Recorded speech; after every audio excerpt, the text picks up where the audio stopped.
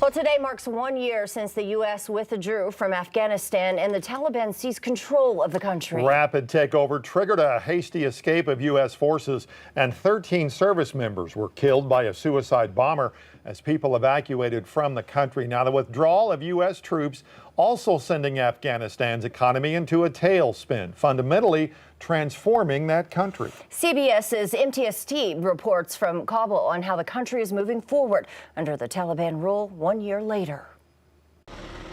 The Taliban's lightning-fast takeover of Afghanistan just weeks before the United States' planned military withdrawal triggered such intense panic that thousands of Afghans stormed the Kabul airport in a desperate attempt to flee the country. Some even clinging to a moving U.S. military aircraft as it rose into the sky and falling to their deaths.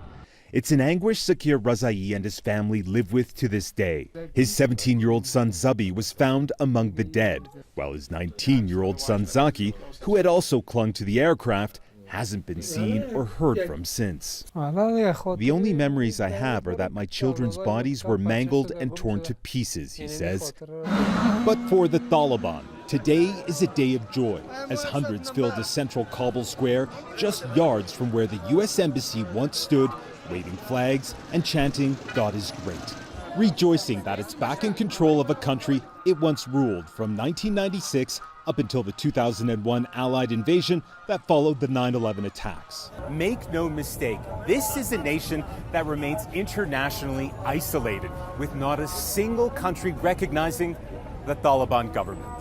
And yet, the Taliban's day-to-day focus seems to be more about controlling the lives of women. They've told them not to go to work, have said girls over the age of 12 cannot go to most formal schools, and have placed restrictions on women's freedom of movement. Akif Mahajer speaks for the Ministry of Vice and Virtue, which has issued these decrees. Can you at least see why people look at your government, look at your ministry with suspicion, particularly on this specific issue of women? No, he says. We don't listen to the world as far as our Islamic law prescribes. We will not yield to the world's unwarranted pressures. Despite the risk, some Afghan women continue to defy the Taliban. In a rare protest this weekend, around 40 women took to the streets of Kabul to demand their rights, chanting bread, work, and freedom. But were instead met with bullets as Taliban security forces fired live rounds into the air to disperse them.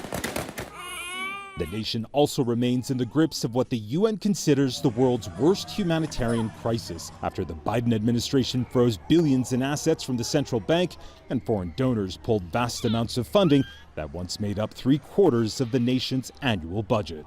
It has to be said that Afghanistan is a far less violent place, but when you consider the fact that Taliban has been stripping the most basic of rights and the economy here remains in free fall, the future for most Afghans remains extremely bleak. Imtiaz Taib, CBS News, Kabul.